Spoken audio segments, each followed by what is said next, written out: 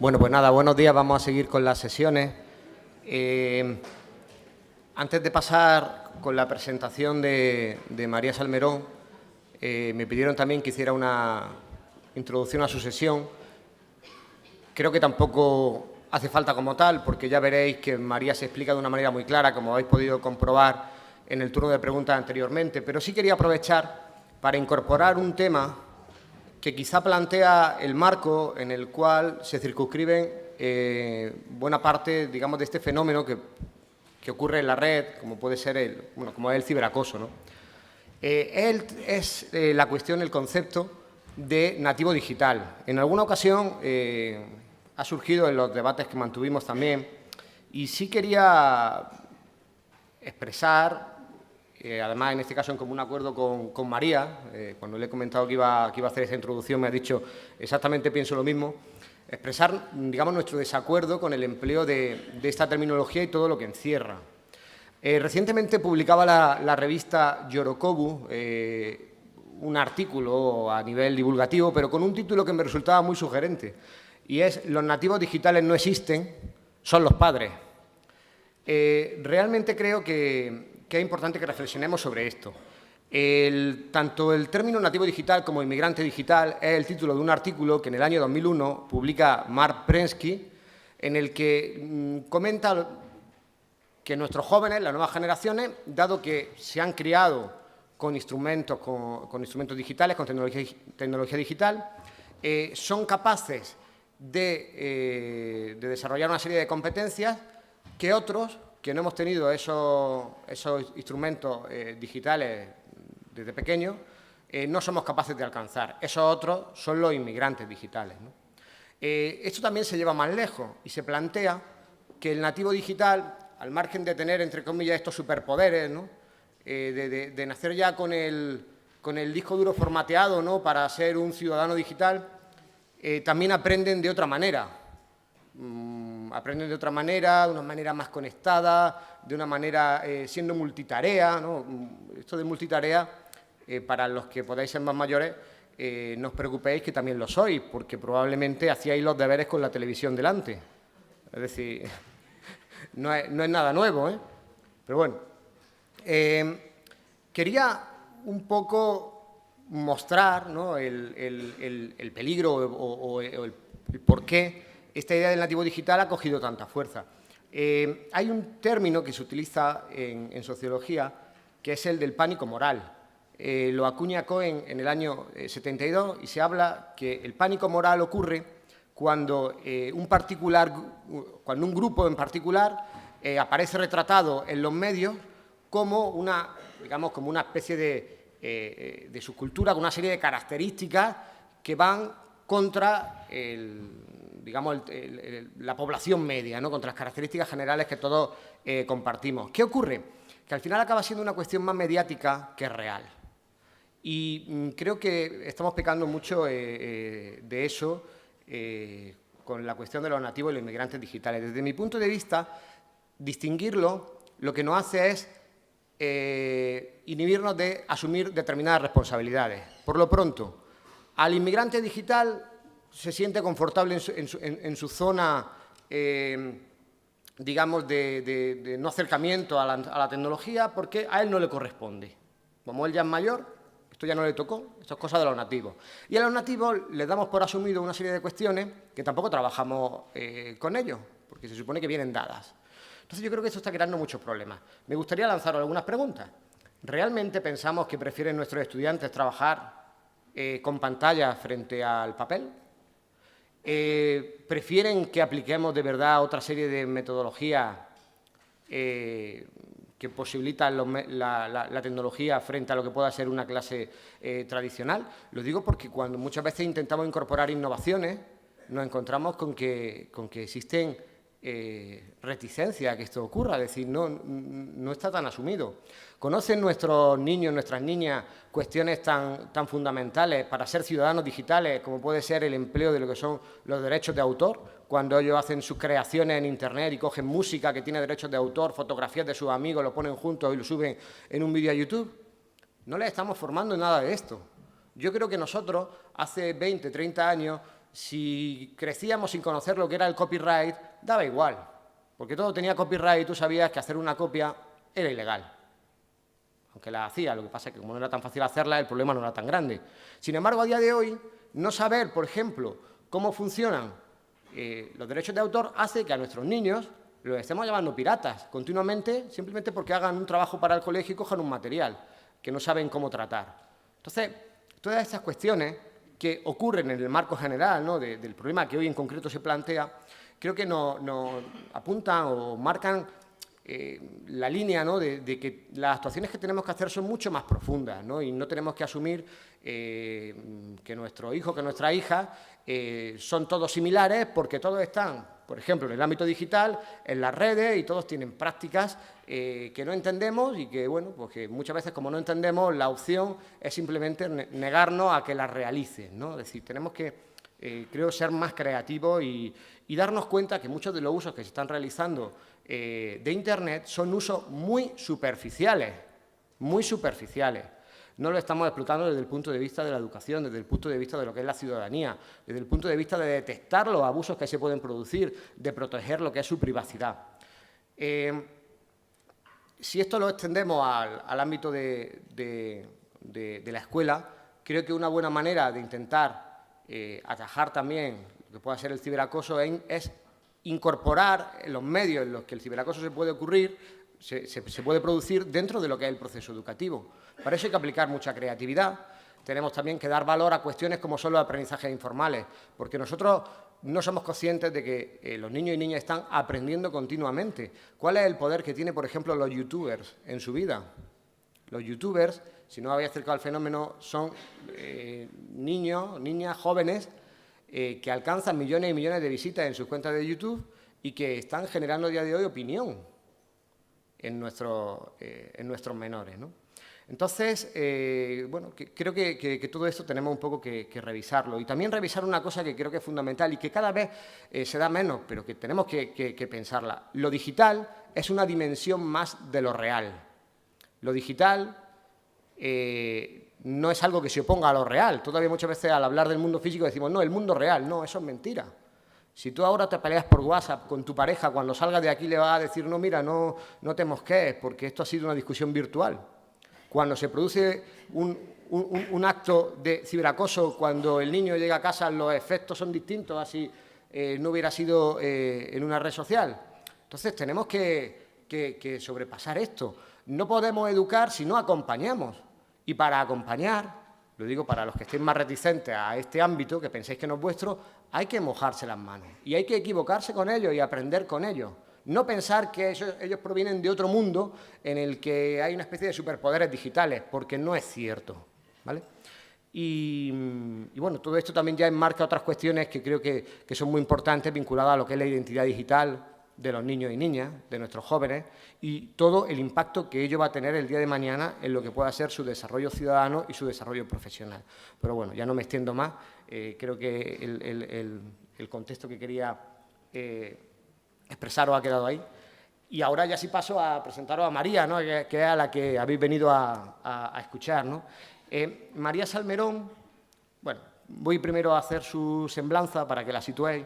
Es pediatra de la Unidad de Medicina del Adolescente del Hospital Universitario La Paz y del Hospital Ruber Internacional.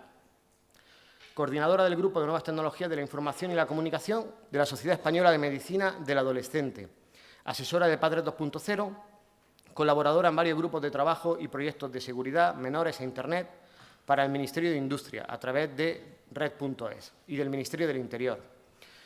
Y bueno, ya saliéndonos de esto, llega la parte más informal, no con ello menos importante, y es que María ha desarrollado una intensa labor bloguera en estos últimos años, algo por lo cual la podréis conocer y conectar con ella y manifestarle vuestras dudas y ver todo lo que nos aporta en las redes.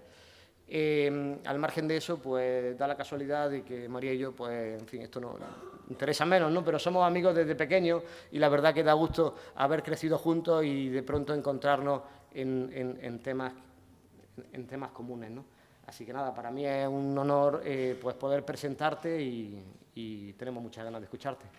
Muchísimas gracias, Esteban. Muchas gracias a la organización, a Save the Children y al Defensor del Pueblo Andaluz por haberme invitado y haber considerado que debía de estar aquí. Y muchas gracias a todos porque veo que la afluencia es máxima. Vengo a presentaros la guía clínica de ciberacoso, pero ya veréis que hay muchas cosas paralelas que al final voy a tener que hablar de ellas. Y no podemos dejar de hablar de ciberacoso sin hablar de acoso escolar. Evidentemente, yo soy la cabeza visible, pero detrás de este trabajo hay muchísima gente excelente, otros 2 coordinadores y autores desde todos los ámbitos, ¿no? Y aunque yo esté hoy aquí, este trabajo también es de todos ellos. Un poco el objetivo de la guía era dotar de la existencia de un documento que pudiera ayudar a los profesionales de la salud a detectar, a prevenir y a tratar el tema del ciberacoso, ¿no? Pero también teniendo en cuenta que hay muchos temas que son meramente técnicos y que a veces desde la parte de la medicina es muy difícil entender, es decir, que cuando empezamos a tratar casos de ciberacoso, a veces las dudas llegan hasta en la definición de lo que es el propio ciberacoso, ¿no? Y un poco el documento lo que trata es de abordarlo todo desde un punto de vista global, ¿no? Incluso tratamos la parte de la legislación, porque ya os daréis cuenta que es muy importante coordinarse, porque si yo no sé hasta dónde llega mi papel, va a ser muy difícil que pueda hacer las cosas bien, y al final os daréis cuenta de que, bueno, al final esto es un problema social, ¿no? Va mucho más allá de la medicina, evidentemente. Fijaros las cosas que nos hemos hecho preguntas, ¿no? De la edad de inicio, del tiempo de uso, del lugar de uso, pero incluso de partes técnicas, ¿no? De software, de hardware, cuando empezamos a ver los primeros casos de ciberacoso en la consulta, nos llegaron diciendo que tenían ciberacoso. Y yo me acuerdo del primer caso que tuve en la consulta, que fue un caso de sexting, y yo en el diagnóstico puse maltrato en la red, porque es que no sabía ni siquiera que eso tenía un nombre y que se llamaba sexting. ¿Qué es la identidad digital? ¿No? Porque esa parte es muy importante desde la parte de la prevención que hacemos en la consulta. ¿Qué otros riesgos entraña? Porque hoy estamos hablando de un riesgo muy concreto, que es la violencia en la red, pero ya os daréis cuenta y voy a dar unas pinceladas de que esto en el tema de la salud va muchísimo más allá y hay cosas que ni se conocen. La legislación relacionada, imaginaros lo que es un médico metiéndose en temas legales.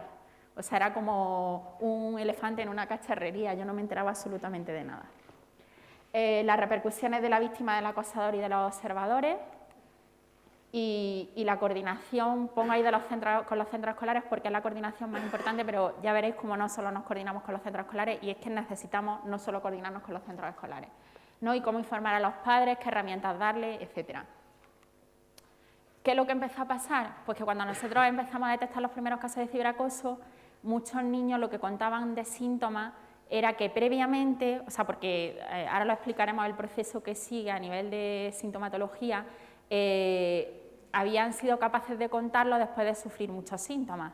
Entonces, muchos de estos niños que luego tenían el diagnóstico de ciberacoso habían peregrinado por muchísimos especialistas, porque les dolía la barriga, porque les dolía la cabeza, porque no podían dormir, a los que se le habían hecho muchísimas pruebas complementarias, fundamentalmente pruebas de imagen cerebral, porque les duele la cabeza, ¿no? TAC cerebral, endoscopia digestiva, porque les dolía la barriga, y al final esto era un puzzle muy complejo, y lo que hemos aprendido de los primeros casos que detectamos es que todo paciente adolescente que entra en nuestra consulta hay que abordarle la parte psicosocial. No nos podemos quedar solo en te duele la barriga o te duele la cabeza. Y eso nos lleva a preguntarles qué tal en casa, qué tal en el colegio, si tienen problemas de convivencia en el colegio, y lo que hemos empezado a incorporar es qué uso hacen de la red y qué problemas tienen en la red, ¿no? Y lo que nos hemos dado cuenta es que al hacer esas preguntas hemos empezado a detectar los casos mucho antes.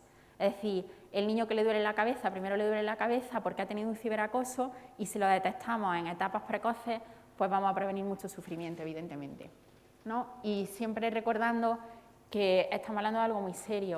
En Estados Unidos ya lo consideran un problema de salud pública y tenemos que tener en cuenta que de lo que estamos hablando provoca la muerte a los niños y a los adolescentes.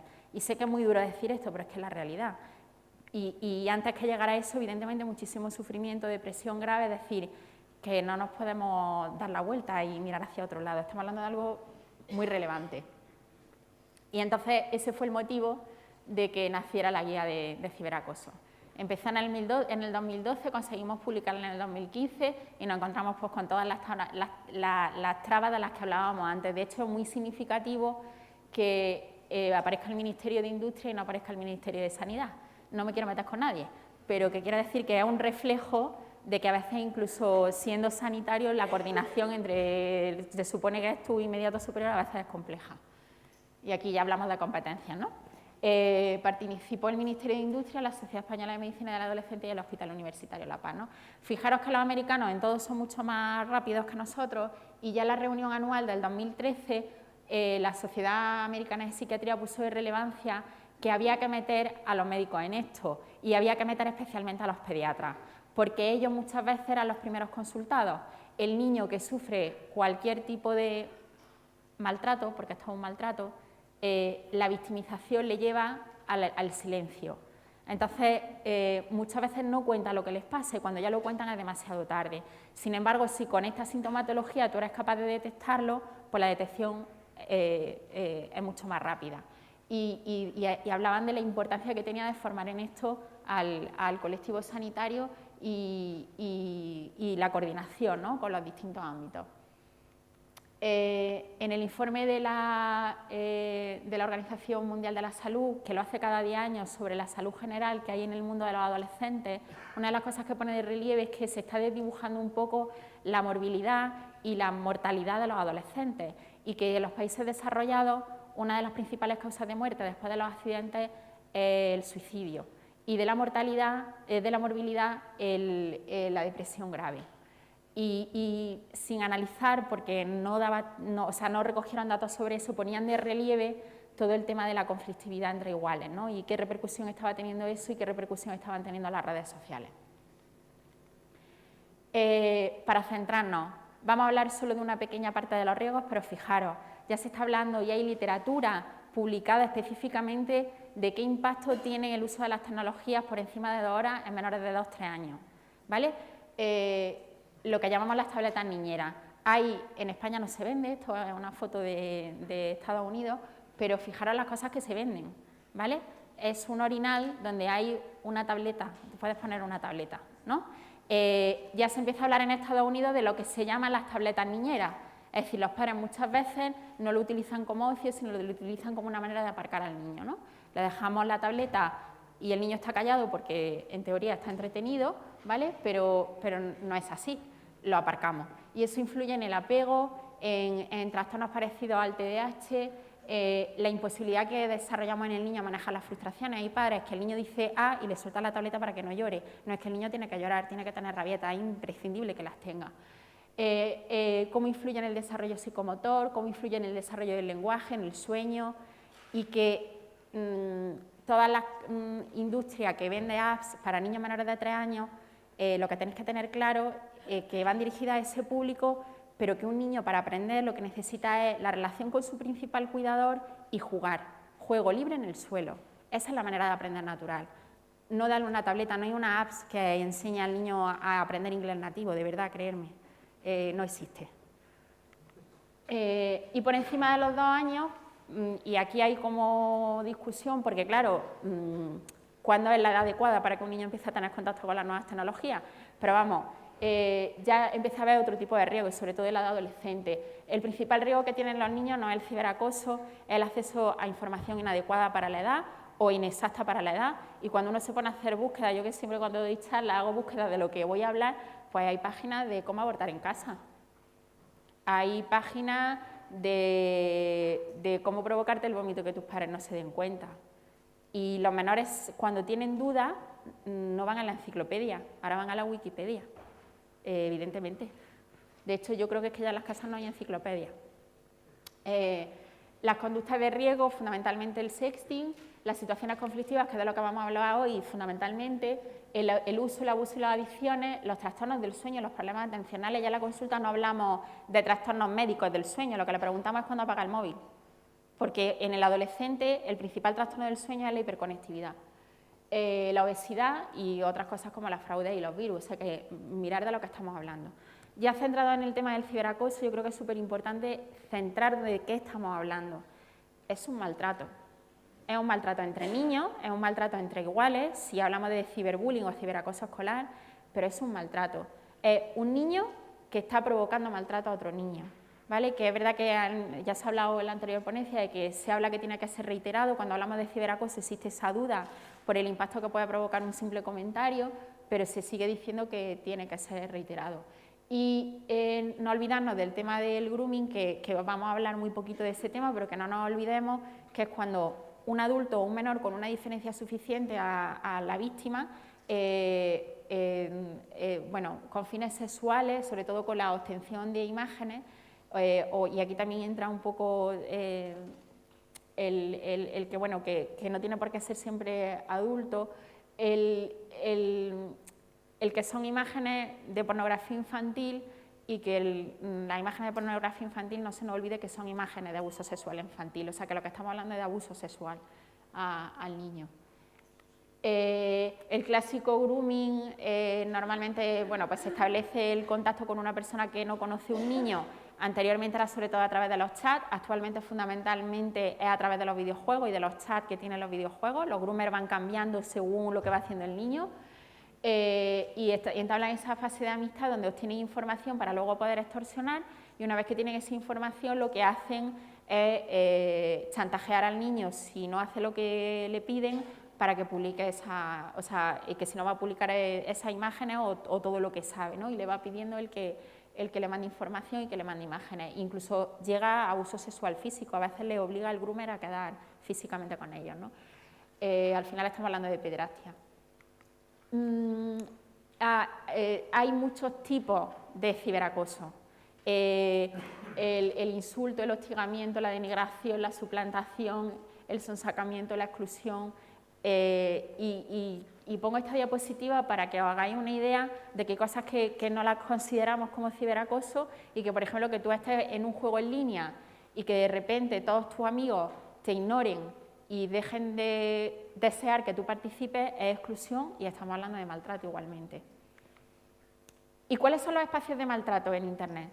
¿Vale? Pues fundamentalmente donde hay ciberacoso escolar, en las redes sociales, de todos los tipos, y no se nos olvide los servicios de mensajería instantánea, porque ahí estamos todos, y fundamentalmente los juegos online, sobre todo en el tema del grooming. ¿Qué diferencia hay entre el acoso escolar y el ciberacoso?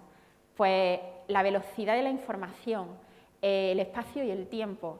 En el acoso escolar, el niño es acosado en un tiempo concreto, en el horario escolar, pero el problema del ciberacoso es que son sometidos al acoso 24 horas al día, 7 días a la semana, y eso produce mucha victimización. Y luego, aunque es imposible borrar información en Internet, pero aunque se borren los insultos, luego se pueden compartir. Es decir, no es nada que sea estático, es dinámico, y cosas que ya han pasado hace 3 años pueden volver otra vez. Y el espacio, ¿por qué? Porque un niño en el acoso escolar es acosado en la escuela, en el colegio. Cuando hay ciberacoso, el niño es acosado donde esté. Y eso provoca mucha mayor victimización. Y también influyen los roles. De hecho, se dice que en el ciberacoso no hay roles establecidos, porque le da al agresor una falsa sensación de anonimato y de impunidad, y además tiene una imposibilidad total de saber qué le está provocando a la víctima, no hay empatía. Y eso provoca que se mantenga la agresión mucho más fácil. Y en el caso de la víctima, por lo que hemos dicho, una mayor victimización y claro, mucho más síntomas y sobre todo mucho más riesgo de depresión grave y de suicidio. Desde el punto de vista de detección, como han hablado de estadísticas, yo no me voy a meter, son muy parecidas a las que se han comentado, pero sí llamar la atención de que solo el 16% de los casos se denuncian o han recibido atención médica o psicológica. Es decir, tenemos un problema muy grave de detección. Hay muchos niños que sufren y sufren en silencio y nadie lo sabe. Y esa es labor de los adultos, evidentemente. No hay perfiles en el ciberacoso, pero sí es verdad que hay cosas que lo pueden hacer más frecuente. En el tema de la víctima, el hecho de ser diferente.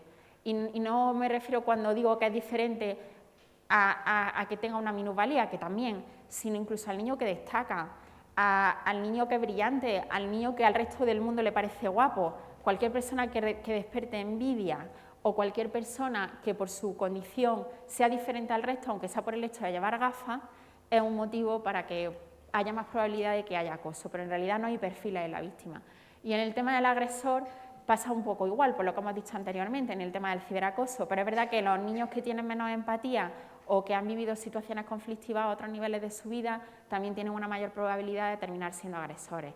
Y el caso de los observadores, en el tema del ciberacoso, el problema es que sí que son observadores ciegos y además silenciosos, porque se supone que esto es un delito público, es igual que cuando oyes ruidos que son sospechosos en la casa de tu vecino y en general no hacemos nada. Y normalmente en el tema del ciberacoso se hace menos todavía.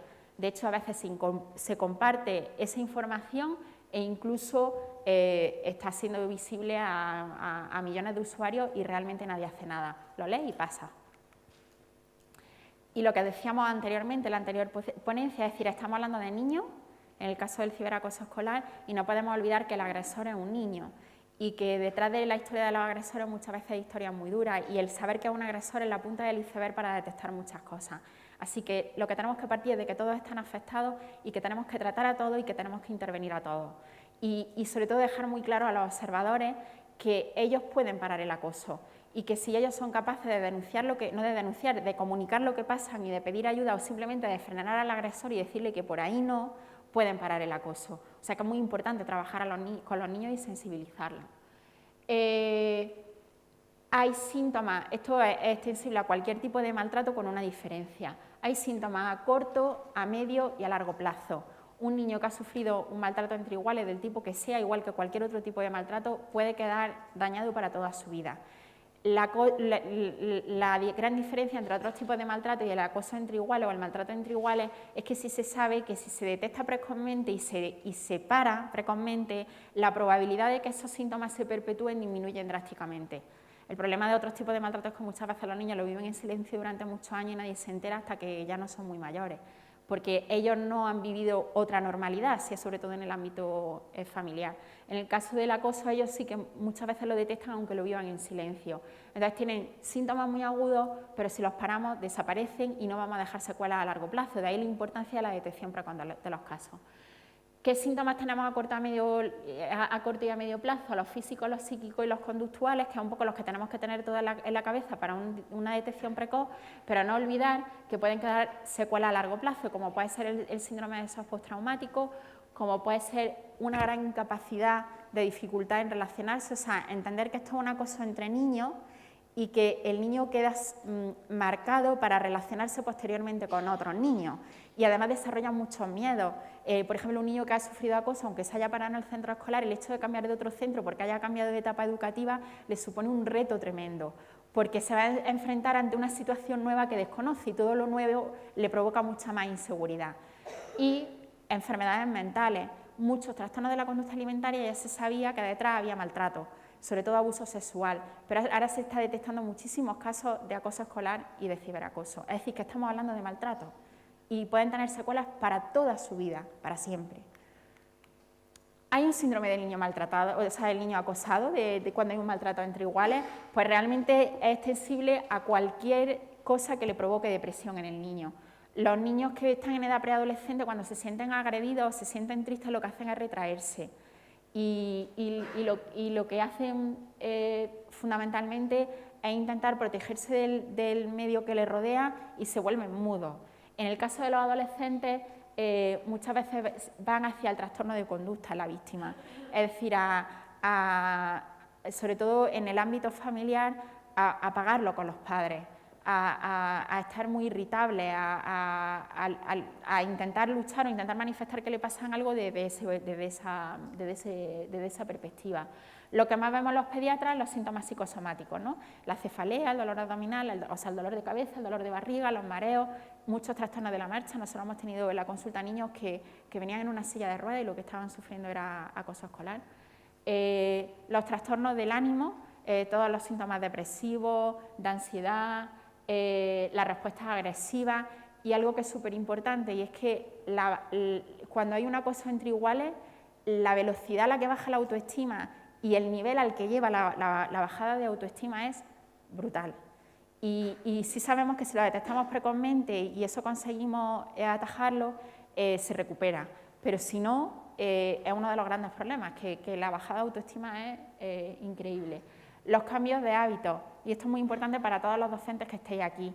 Niños que se relacionaban bien y que de repente en los recreos dejan de tener amigos o cambian totalmente del grupo de amigos. Niños que buscan refugio donde haya adultos o sitios donde no se les vea porque sienten miedo a encontrarse con sus agresores.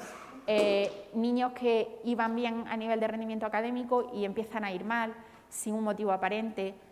El asentismo escolar, muchos casos de asentismo escolar detrás lo que esconden son casos de acoso escolar. Falta de defensa ante bromas que parecen inocentes, ¿no? El típico niño que, bueno, pero sí que solo ha pasado por la clase y un niño le ha dado una colleja y de repente está llorando y no hay manera de consolarlo. Pues ojo, porque algo puede estar ocurriendo. Y por supuesto si hay lesiones físicas inexplicables. Y esto en realidad es extensible a cualquier situación en la que el menor sienta depresión. Es decir, que si detectáis estos síntomas, lo que tenéis que hacer es acercaros al niño y preguntarle qué tal en casa, qué tal en el colegio, qué tal con los amigos y todo el tema de las redes. Respecto a la actuación desde el punto de vista médico, nosotros lo abordamos en tres grandes ámbitos, que es la prevención primaria, que sería intentar que los casos no ocurran, y aquí me voy a detener un poquito más porque yo creo que es muy importante para todos. La prevención secundaria, que todos los pediatras, los médicos de familia, todos los que trabajamos con la franja de edad, e incluso especialistas de la infancia y la adolescencia, cualquier síntoma que no nos recuerda a ningún tipo de enfermedad, debemos de preguntar y ir más allá y abordar la parte psicosocial e incluir todos los temas de la red en esa historia clínica. Y respecto a la prevención terciaria, que sería intentar evitarla, o sea, ya que sabemos que está y que a lo mejor a largo plazo, el intentar evitar las secuelas centradas fundamentalmente en la depresión grave y, por supuesto, en el suicidio.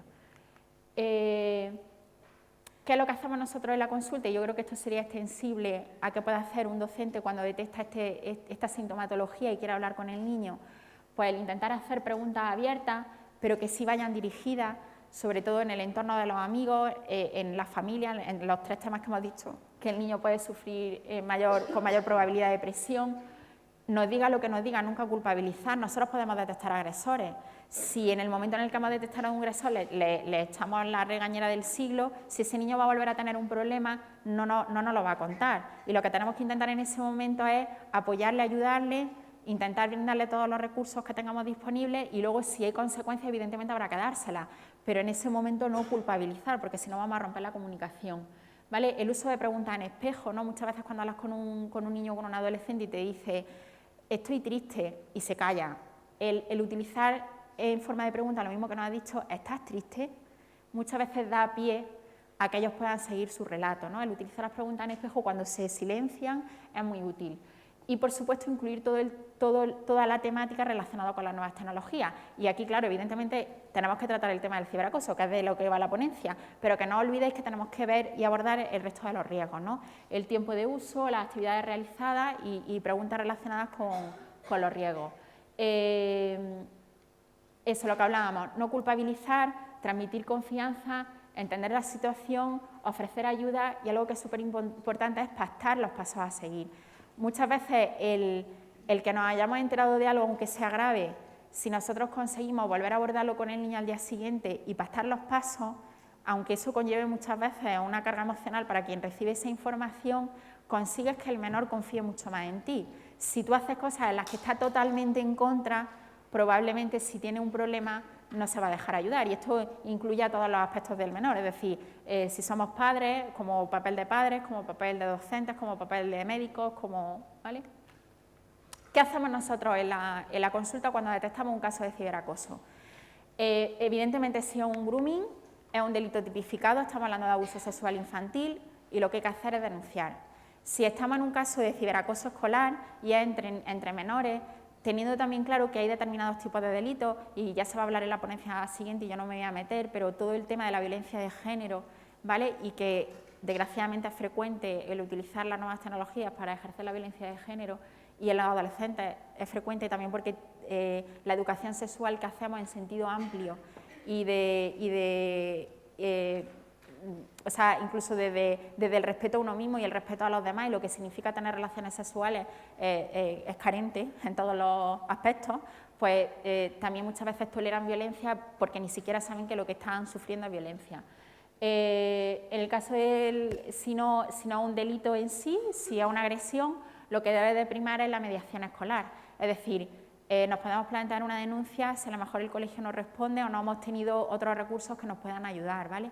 Pero la vía natural es hablar con los centros escolares, que es lo que nosotros hacemos. Nosotros trabajamos también conjuntamente con los trabajadores sociales del hospital, porque también muchas veces nos interesa saber qué situación tiene esa víctima o ese agresor. Pero la vía natural es hablar con el colegio y ofrecerle toda la ayuda y muchas veces ponerlos en contacto con otros centros incluso que han tenido casos y que puedan compartir experiencias. Las medidas iniciales de las que vamos a hablar a continuación y desde nuestro punto de vista evidentemente valorar siempre la necesidad de una interconsulta salud mental porque si el menor tiene síntomas de depresión evidentemente lo tiene que tratar un psicólogo, ¿no? Nosotros sobre todo lo que hacemos es la parte de detección y seguimiento.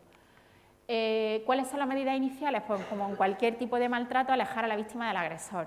Y eso en Internet, ¿cómo se hace?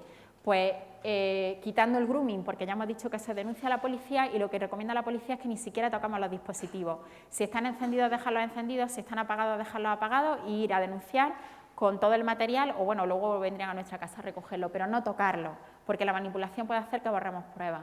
Pero en el caso del ciberacoso escolar o el ciberbullying, si tenemos alguna diferencia con el acoso escolar es que tenemos pruebas. Entonces nos tenemos que quedar con todas las pruebas y habrá que ir al colegio, ¿vale? Entonces, ¿cómo se guardan todas esas pruebas? Pues haciendo pantallazos, imprimiendo la pantalla, ¿vale? Quedándonos con todas las pruebas y no borrar nada y si tenemos dudas de si van a ser válidas o no van a ser válidas, si hace falta no tocarlas, ¿vale? Pero quedarnos con todas las pruebas. El denunciar a la plataforma lo ocurrido antes de borrar los comentarios, todas las redes sociales tienen, cuando hay un comentario agresivo, en la pestaña justo superior del comentario, la posibilidad de denunciar a la plataforma o de decir que ese comentario es ofensivo. El denunciar a la plataforma no es denunciar a la policía, evidentemente, pero lo que hacen las plataformas es, cada cierto tiempo, rastrear la información y si un perfil ha recibido denuncia y tienen validez y tienen solidez, la propia plataforma, por su política, puede eliminar a ese perfil de esa red social. Y una vez que hayamos hecho todo eso, borrar los comentarios ofensivos y eliminar a ese agresor de todas las redes sociales. Lo que tenemos que evitar es que ese agresor se ponga en contacto otra vez con la víctima, del WhatsApp, de todas las redes sociales que utilice la víctima. Siempre surge una pregunta, o es muy frecuente que me hagan una pregunta de si esto no ocurre en el ámbito escolar, el colegio, aunque sea un ciberacoso, tiene que actuar.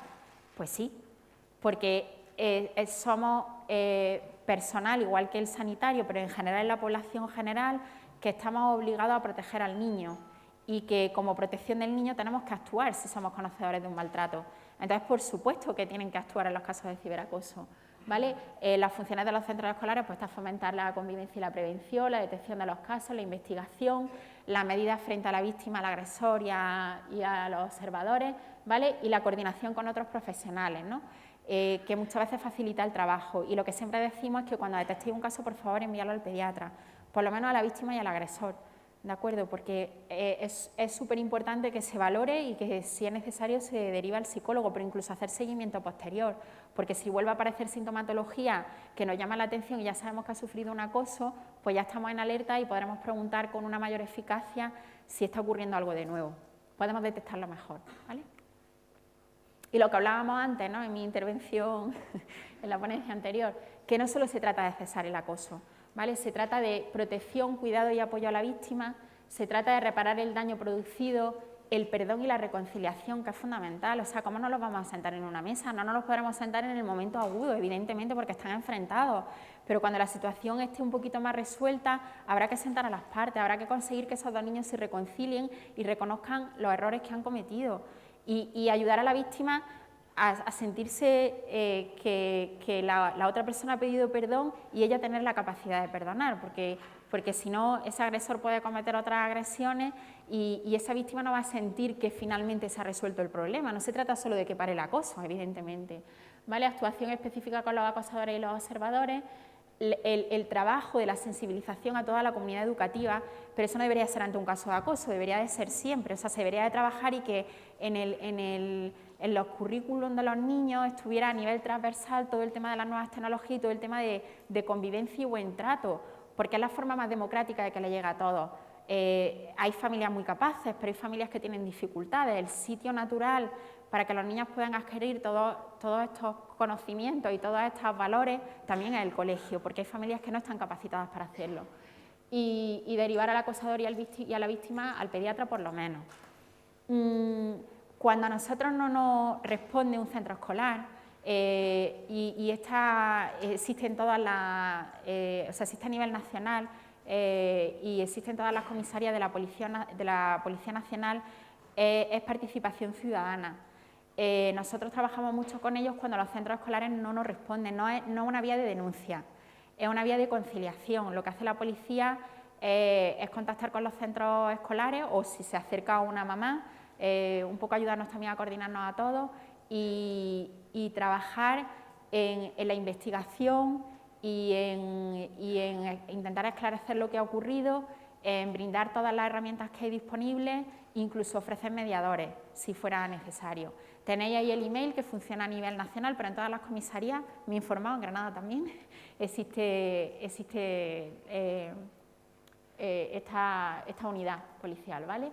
Y luego tenemos líneas de ayuda como es la Fundación ANAR, como es Pared 2.0, como es Aliados, que la Fundación ANAR tiene una línea telefónica que detrás hay un equipo de psicólogos y lo que se recomienda es, por ese silencio que produce la victimización cuando hay cualquier tipo de maltrato, el ofrecer la posibilidad que en los colegios, en casa, le diga a los niños, mira, si no me lo quieres contar a mí no pasa nada, pero aquí hay un equipo de expertos que te puede ayudar, si tienes un problema, por favor, llama. Ellos funcionan investigando inicialmente los casos y si detectan que hay algo, evidentemente se ponen en contacto con los padres, si no es en el ámbito familiar, ¿vale? O ponen en marcha toda la maquinaria para que se proteja a ese niño.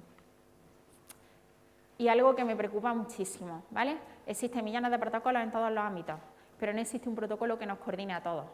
Y eso es, en el día a día, muy duro, porque te encuentras, y además nada es vinculante, con lo que te encuentras, por ejemplo, con un centro escolar o con unos padres que no quieren recibir ayuda. O sea, no me refiero a cualquiera de los papeles que existan en el acoso y que tengan que intervenir y no quieren intervenir. ¿Y qué hacemos? ¿No? Y además no sé hasta qué punto llega mi papel, hasta dónde tengo que llegar, no existen documentos oficiales de comunicación cuando hay un caso de acoso.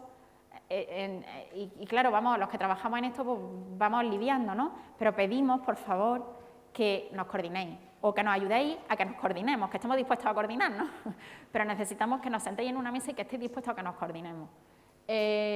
¿Por qué? Porque provoca retraso en la detección y en el diagnóstico, provoca muchas veces que no se intervenga porque hay gente que se lava las manos y esto ocurre también en el ámbito médico. Uy, yo de hecho hay compañeros que te dicen, uy, qué bonito lo que has contado, pero es que si yo detecto un caso de acoso me da tanto miedo que prefiero no preguntarlo.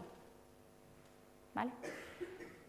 Perpetuar los síntomas y que no nos olvidemos que de lo que estamos hablando es de niños que sufren mucho y que les puede llegar a provocar la muerte. ¿Qué tratamiento hacemos nosotros?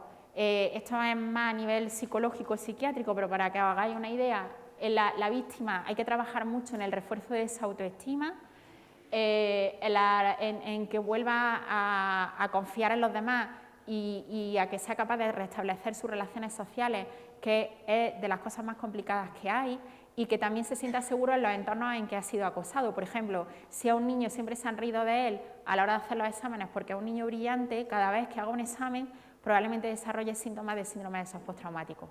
O si siempre le han acosado en el WhatsApp, pues cada vez que oiga el pitido del WhatsApp, aunque lo sea de su teléfono, desarrollará síntomas del síndrome de estrés postraumático. Entonces hay que también trabajar en ello para que se vuelvan a sentir seguros en los entornos en los que han sido acosados. Y muchas veces la víctima necesita tratamiento farmacológico.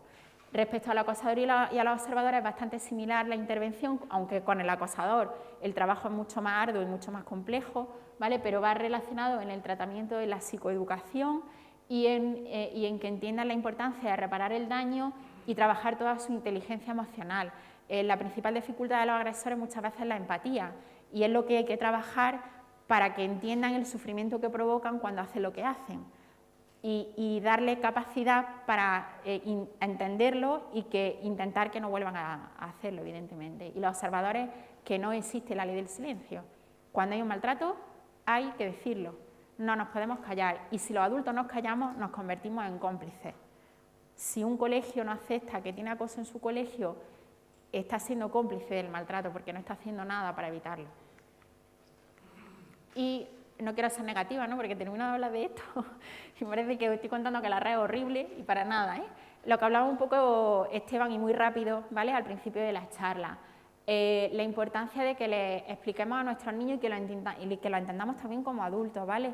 De lo que es la identidad digital. La identidad digital es qué imagen de ti tú dejas con lo que haces en Internet, ¿no? Igual que trabajamos con nuestros niños o con nuestros hijos, no puedes ir sucio, no puedes decir palabrotas, te tienes que comportar bien, pues es el mismo mensaje que tenemos que transmitir en la red. No hay dos tú. Yo, probablemente, si alguien tiene interés en quién soy yo, me meteréis en la red y me investigaréis. Y si veis cosas que no os gustan, pues no os creeréis nada de lo que os he estado diciendo hoy. Es decir, no hay dos Marías. María Salmerón Ruiz, porque hay otra María Salmerón por ahí que sale en los medios, María Salmerón Ruiz soy yo y soy yo esté donde esté, ¿vale? Y eso hay que transmitírselo a los niños. Y una pregunta que os lanzo, ¿qué estamos haciendo con la identidad digital de nuestros hijos cuando nuestros hijos no están todavía en la red? ¿Qué tipo de imágenes publicamos de nuestros hijos? Es imprescindible que contemos día a día todo lo que le pasa a nuestros hijos, la cesárea, el día que le sacaron una muela, el día que se peleó con su padre, ¿no? Eso queda ahí para siempre. Es decir, que la identidad digital de nuestro hijo empieza mucho antes si nosotros lo metemos en la red y no nos planteamos qué hacemos con la identidad digital de nuestro hijo. La ciudadanía digital, ¿no?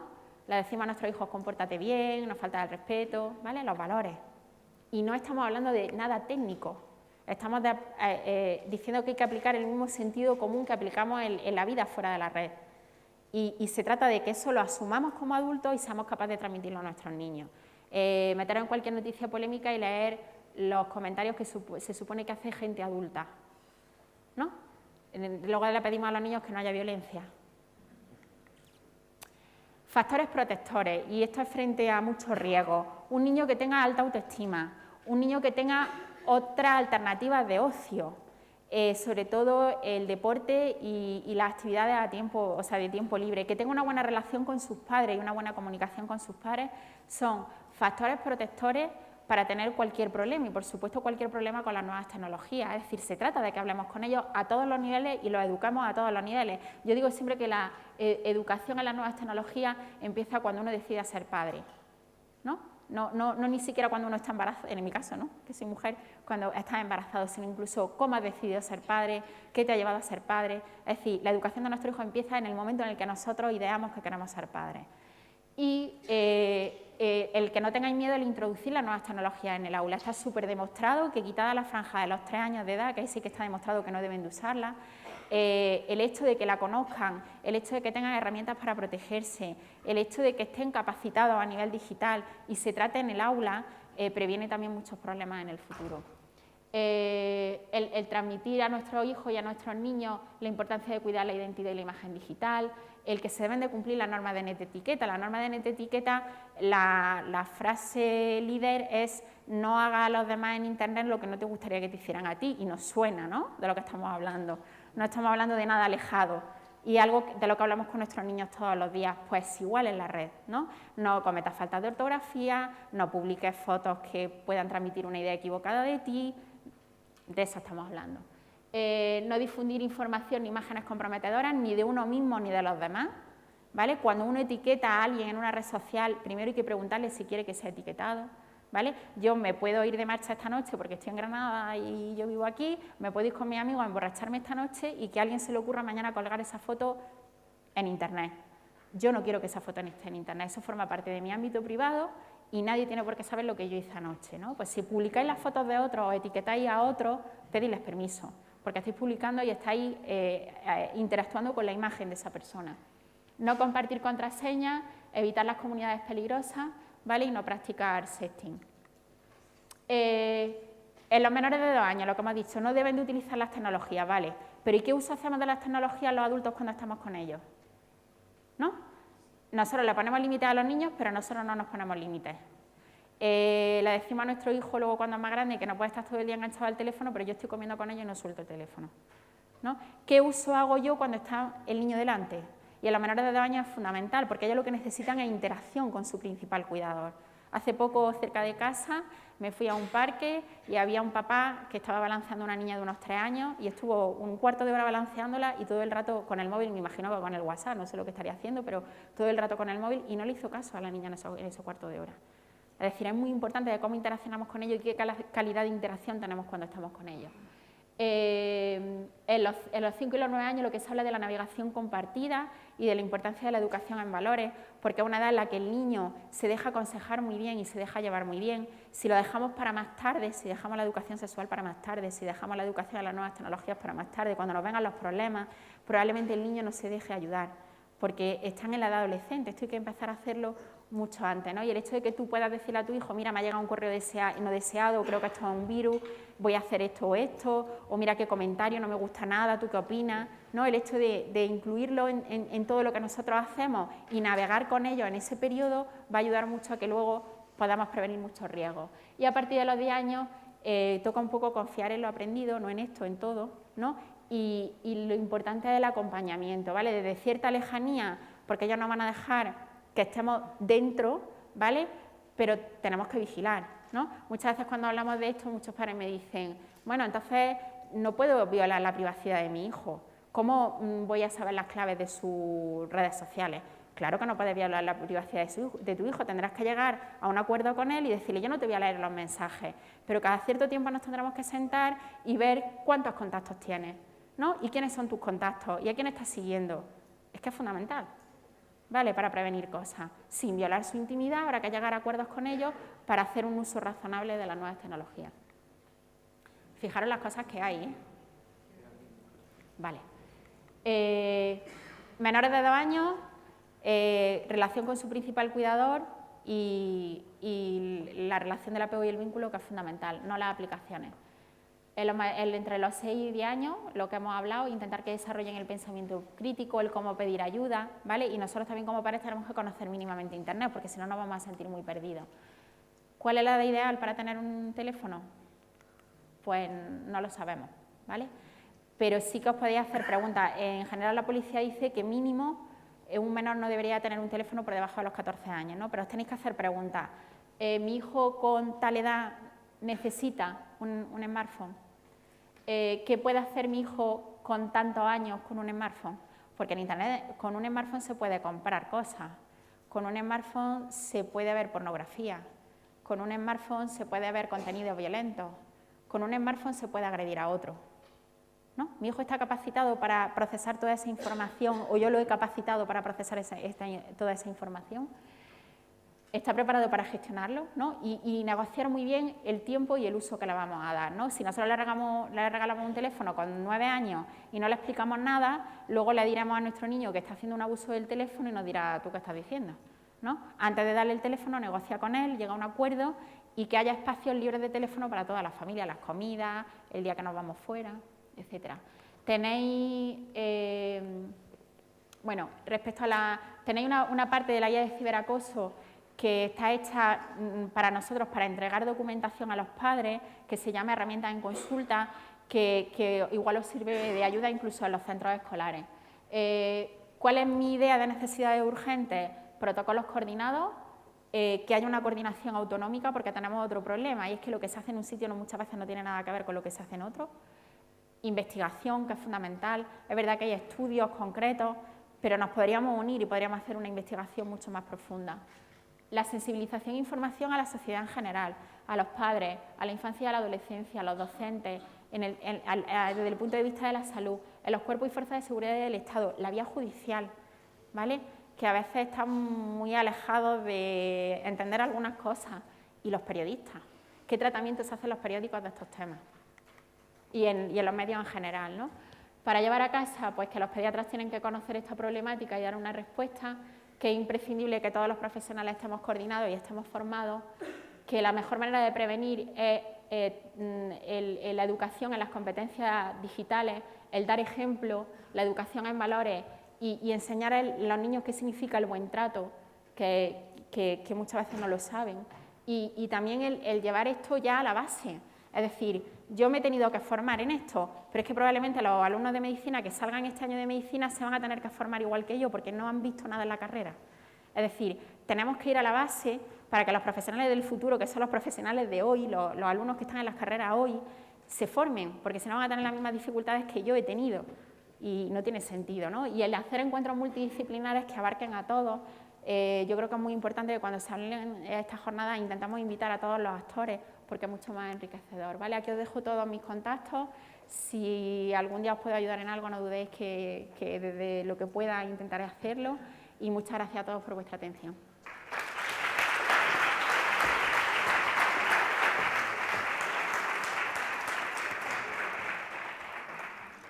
Bueno, nos quedan 7 u 8 minutos para algunas preguntas. Yo, como creo que probablemente habrá muchas, no me dejéis mal, también le pido a María que conteste concisamente. Pues nada, aprovechad.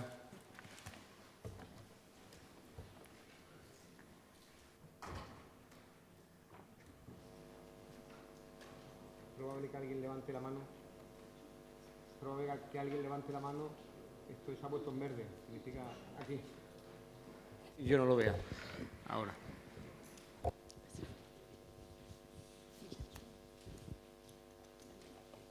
Me ha resultado muy densa tu intervención, intensa, pero también me ha generado un cúmulo de reflexiones. Había momentos, te lo digo sinceramente, que si le decía a la compañera, si tuviéramos que preguntar a la ponente qué profesión tiene, pues no sabría decir cuál, porque a lo mejor mi expectativa era conocer más la actuación con el ámbito sanitario y los modos en que llegar.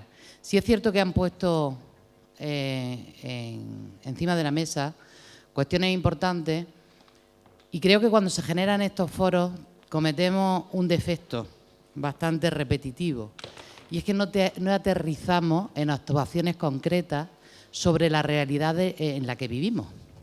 Entonces hacemos planteamientos teóricos donde los presupuestos, los recursos, la coordinación, la interdisciplinariedad y la multidisciplinariedad son necesarios. Es algo que se conoce, ¿no? Pero sí es cierto que cuando nos vamos a la base, ¿no? Yo la base nos llamo a las profesionales y a los profesionales que estamos en las trincheras. Yo soy educadora social en servicios sociales comunitarios, los maestros y maestras están en el colegio, todos los equipos de atención primaria de salud están en nuestros municipios y creo que este planteamiento que hace pasa también por hacer una autocrítica a nivel profesional, una reflexión, una toma de decisiones, pero en lo concreto, porque la parte de todo el saber cómo sería lo ideal para llevar a cabo una actuación es importante. Pero ya se ha dicho esta mañana, es imposible realizar protocolos y actuaciones de coordinación en cada campo de la problemática que un menor pueda tener y que un centro educativo que tiene que dar respuesta a unos objetivos y a unos contenidos y que el poco tiempo se lleve en tratamiento burocrático para cubrirme la espalda, para que el papel coste y para que quede constancia, ¿no?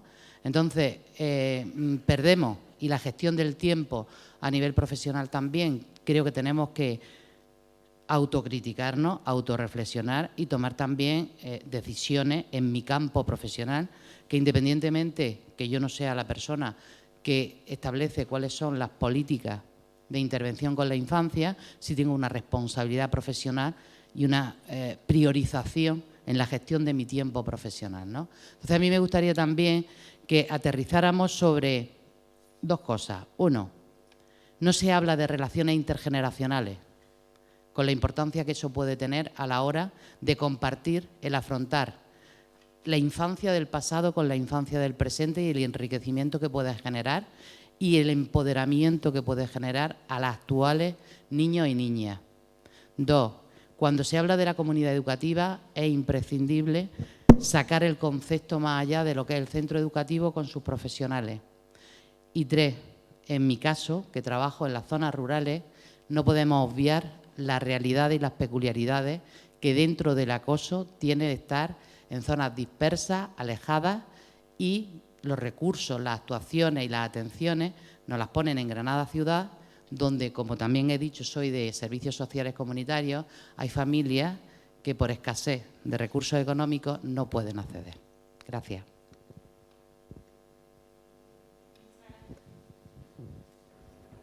Muchas gracias por tu aportación, que enriquece muchísimo.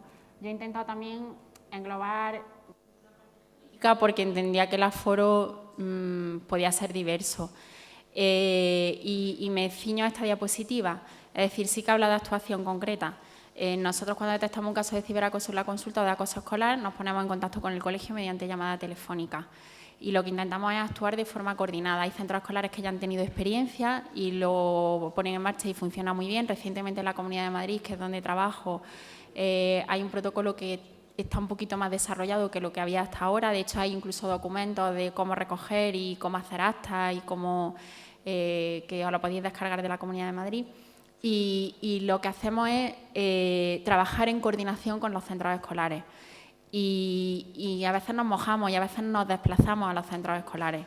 Y eso conlleva, evidentemente, muchísimo trabajo, ¿no? Y sobre todo intentamos trabajar en no magnificar la situación e intentar que no llegue a la denuncia, porque muchas veces los padres de las víctimas lo único que piensan es en denunciar, para que se trabaje en la mediación escolar y no llegue ahí, ¿no? Desarrollar todo esto sería muy complejo, pero eso en resumen un poco lo que hacemos. Y es verdad que Participación Ciudadana en Madrid funciona muy bien. Nosotros lo que nos ha permitido los foros comunes es tener contacto y el poder llamar por teléfono y el poder actuar, pero no existen formas formales de hacerlo, ¿no? Y sobre todo que es una experiencia que mucha gente no conoce y no se ha plasmado.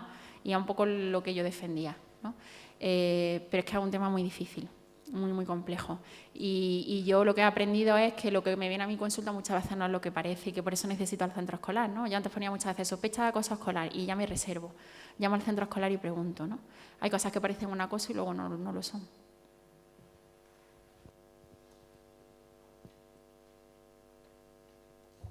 Pues, ¿nadie más? Ah, sí, aquí, Javier. Bueno, gracias María por tu intervención. Yo tengo una pregunta sobre tu trabajo. A mí como profesional y como padre me preocupa un poco cómo el mundo trata a los niños, cómo los adultos vemos a los niños, ¿no? Tú has dicho, los niños no son tontos antes, los niños piensan y demás.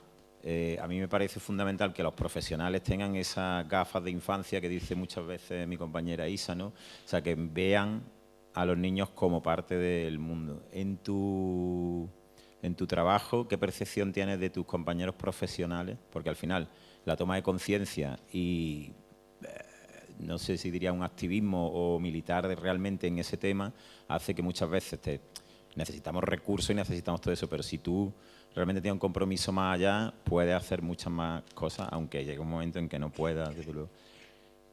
¿Qué percepción tienes en tu ámbito profesional del posicionamiento, de la actitud de tus compañeros?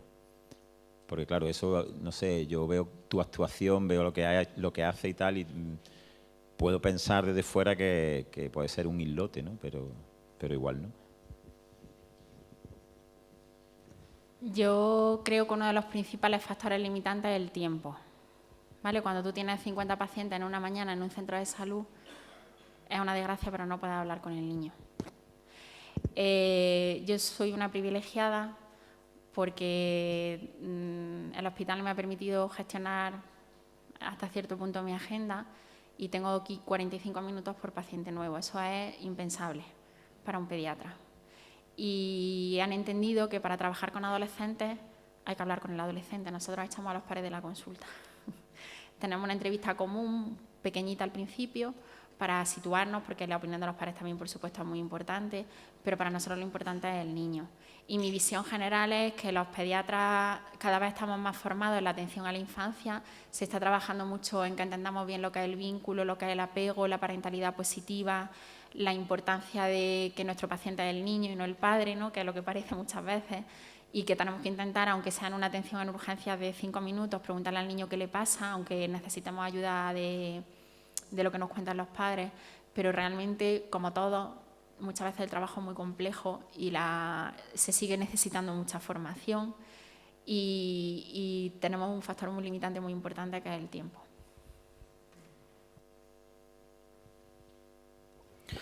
Bueno, pues hay allí una última y ya pasamos a la siguiente sesión. Está abierto, ¿no? Bueno, en principio, gracias por la ponencia, me ha parecido muy interesante, además que se plantee desde salud. Realmente un poco como decían por el compañero o compañera, no sé quién era, pero que un poco lo has contestado tú ahora, ¿no? Cuando uno oye qué es lo que hay que hacer, ¿no?, cómo hay que actuar, cómo detectar, cómo coordinarnos, qué es lo que es necesario, yo creo que todo el mundo estamos de acuerdo. Lo que pasa es que realmente la distancia que hay entre los protocolos, entre las guías, entre lo que algunas experiencias pueden hacer, tú misma acabas de decirlo, ¿no?, que tienes una situación privilegiada, y luego la realidad con la que nos encontramos realmente genera un nivel de frustración muy grande, ¿no?, porque es como, primero los pediatras tienen un tiempo limitadísimo. Yo trabajo en el ámbito de servicio social especializado, en el ámbito de los equipos de tratamiento familiar con menores con dificultades, y realmente es un problema serio, importante, el poderte sentar con el pediatra, porque no tiene tiempo. Y estoy hablando de situaciones de malos tratos, yo estoy hablando de situaciones de este tipo.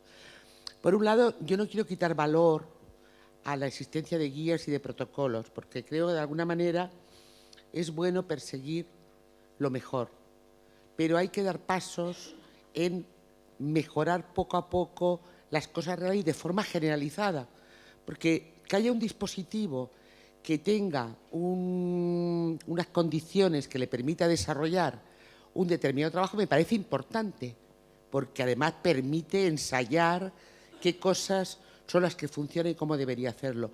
Pero es necesario dar pasos en pequeñas mejoras que permitan obtener unos avances más generalizados, porque si no, muchas veces lo que genera es un nivel de frustración muy elevado entre lo que se debería hacer y lo que luego realmente se puede hacer en forma generalizada, ¿no? Muchas gracias.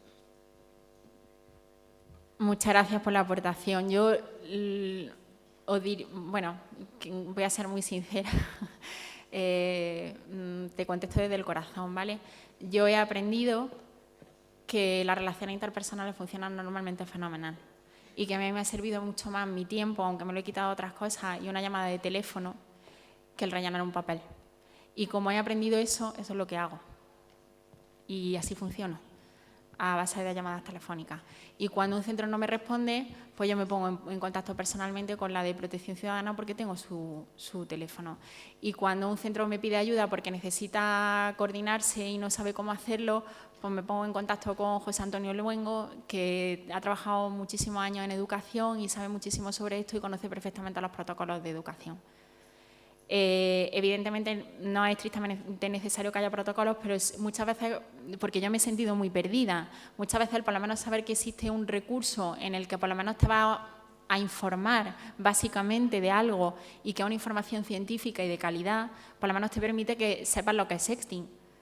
Evidentemente a veces los protocolos, hemos intentado que no sean ambiciosos, hemos intentado llevarlo muy a pie de calle, ¿no? Pero yo lo que os animo es a que tengáis teléfono y a que tengáis comunicación directa. Nosotros estamos intentando luchar en Madrid en que haya documentos más o menos oficiales, o por lo menos que protejan a los niños y que no vulneremos su derecho a la privacidad, para ponernos en contacto y que además sea de obligado respuesta entre distintas disciplinas, ¿no? Es decir, que si un trabajador social o un colegio necesita información de un pediatra, que tenga un documento que enviar y que sepa que está hasta cierto punto obligado a contestar en un tiempo prudencial, que a lo mejor puede ser a través del teléfono, pero que sepa que tiene que contestar, ¿no? Pero indudablemente hay que conocer a las personas y hay que llamarse, es que no nos queda otra. Bueno, pues muchas gracias, María, y damos paso a la siguiente intervención.